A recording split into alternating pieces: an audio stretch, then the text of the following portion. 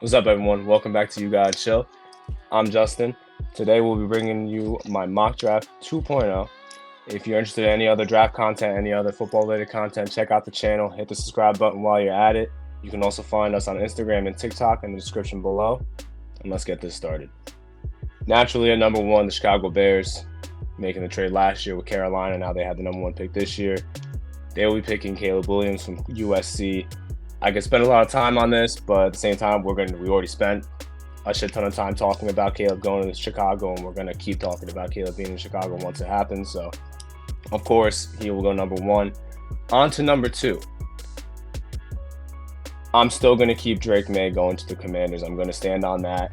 I know now I'm fully in the minority. A lot of mock drafts have come out from even like a guy like Peter Schrager, who he makes one fully based off of what he's heard from the combine and then so on throughout the draft process, and he has Jaden going above Drake at number two.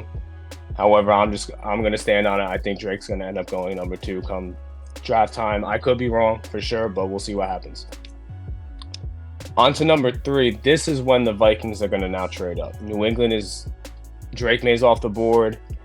For whatever reason, they don't like they like the quarterbacks maybe that are still there, but they don't value them enough to take a number three. So they end up trading back with Minnesota. They now have picks 11 and 23 in this mock.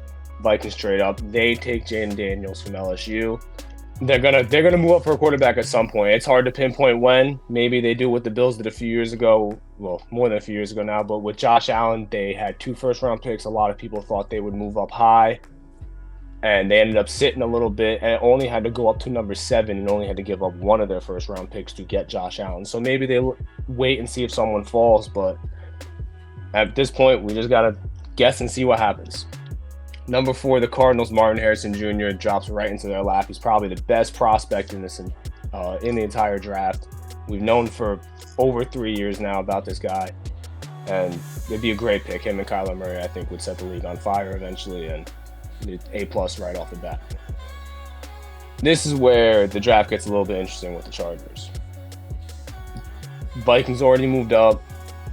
I look at the rest of the draft. Who else can move up? The Raiders, the Broncos, teams in their division, maybe for a quarterback. I don't see them moving down with them.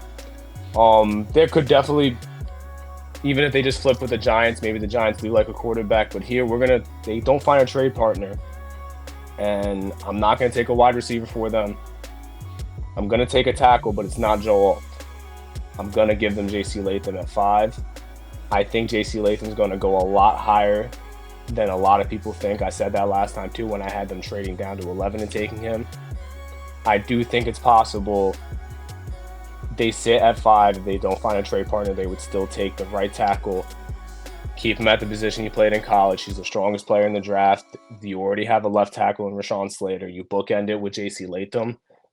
I know people might not like the value at 5, but I do think it's possible that this is how the Chargers kick off the Harbaugh era, drafting a guy like J.C. Latham, even in the top 5. And now at number 6, the Giants just sit there. They take Malik Neighbors, wide receiver from LSU. I think them taking a quarterback is all smoke. I could be wrong. Maybe they do like J.J. McCarthy. Maybe Billy's talked about it. If Drake May's there at 3, maybe they try to move up with New England. I think that is possible. But outside of Drake May, I don't think they view Jaden or J.J. as someone worth trading up for, or even a guy like J.J. I think they're just going to take Malik over and just build with Daniel Jones and see if it works. And next year, if it doesn't work out, then draft a quarterback or so on. I don't know if this is the year that they, especially sitting at 6 in this draft class with a wide receiver like Malik Neighbors just sitting there for you to take. Number 7, Joe Alt. I don't think he falls further than this. It's been probably one of the more common picks in mock drafts recently. If he's available at 7, he will, I think, be taken at 7. Titans have done so much this offseason to fill the holes in the team, to give Will Levis the best shot at succeeding. Now draft him a left tackle and go forward from there. Number 8, Falcons are on the clock, but they are going to trade down. Who comes up for J.J. McCarthy? The Las Vegas Raiders. Now he's in Jim's division. If he ends up not being good, maybe that's chess not checkers for Jim. That'd be interesting. He definitely could go higher than 8. I mean, you see reports talking about him going top 5. Maybe he's one of 4 quarterbacks going in a row, and 1 through 4. Now that we're getting closer, I think 8's a good range for him, because it's not, oh my God, he's going top 5, but in a QB needy league, and you know the value of quarterbacks, could someone at number 8 come up and get him, like the Raiders or even at the Vikings? As I was saying, they don't end up trading up like to 3 and they sit and then come up to 8. That's possible as well, which would be pretty funny considering who they're trading with. But for this, the Raiders are going to come up. They're going to jump. Presumably the Patriots, who moved down, who still need a quarterback, and their own division rival in the Broncos, sitting at 12. Come get J.J. McCarthy. Now at number 9, Chicago Bears on the clock. They are also going to trade back and get some draft capital. And who comes up? The Jacksonville Jaguars.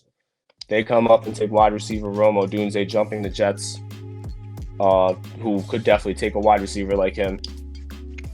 They go and get Trevor Lawrence, a guy. They go get him a number 1 that he's not going to be on this insane contract. They're going to hopefully build a rapport with each other. I think he actually is a good fit for a quarterback like Trevor. Moving on to number 10, the New York Jets, my favorite team. I'll say this. Reports and just vibes in general scream Brock Bowers right now. I'm going to go against that, though.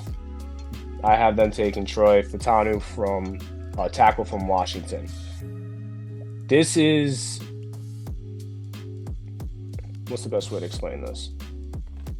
This pick for them is planning for today and for tomorrow. You'll hear everyone debate about it when taking a wide receiver or taking a Brock Bowers. That's a luxury pick. You're taking a weapon over a tackle when long-term you need to address the tackle position. You have 2 guys on 1-year deals that are in their 30s. A guy like Fautanu, what does he do? He gives you the versatility of playing tackle, left tackle or left guard. So he comes in, he could technically, presumably compete with John Simpson to be a starter at left guard year 1 if he's that good right away. And then more than likely Tyron Smith's going to miss some time. Hopefully if he gives you 13 like he did last year, sign me up, that's fine. But 4 games, Troy Fautanu, that's valuable with Aaron Rodgers under center.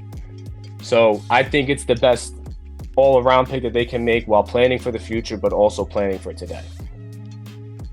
On to number 11, New England Patriots with the trade down with Minnesota. No quarterback. They take the best player available, presumably. They take Dallas Turner, edge from Alabama. First defensive player off the board is outside of the top 10. I do think it's very possible in this draft class with the quarterbacks, wide receivers, and tackles that we see. But we'll find out come draft night, of course.